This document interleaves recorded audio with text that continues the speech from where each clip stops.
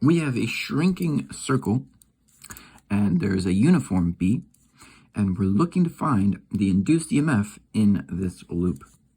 Obviously, if this is going to be losing the B, we're going to want to replace the B, so we're going to kind of need a current that's going counterclockwise that will give us that B back. And so anyway, the EMF is going to be negative d over dt of the flux. And well, the flux, let's focus on that.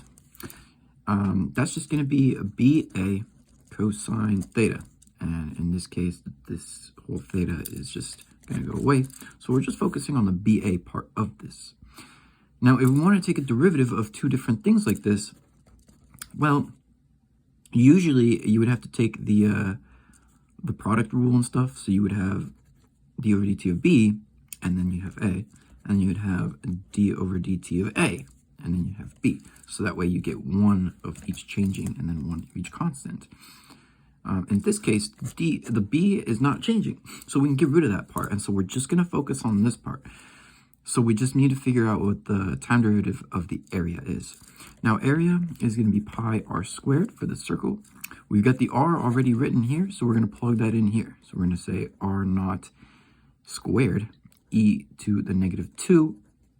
This is I'm going to make this a small b, just to make it a little bit more understandable. And then, because we have a capital B there, so we'll make this one a small b. But anyway, so this is going to be the area here. All we have to do is take the derivative of that. So we're just going to take the time derivative of pi r squared e to the negative 2 bt. And in order to do that, this stuff is constant. So this is the only thing that actually has a t. So we're going to pull that stuff out. So we're kind of left with pi r naught squared. And then what's the derivative of e to the negative 2 bt? Well, it's just e to the negative 2 bt times the derivative of what's in there. So it would be negative 2b. Yeah.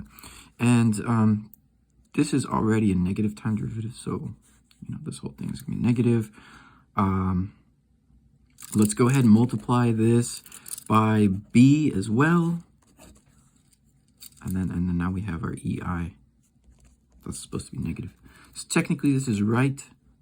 We could simplify it a little bit more, get rid of the negatives.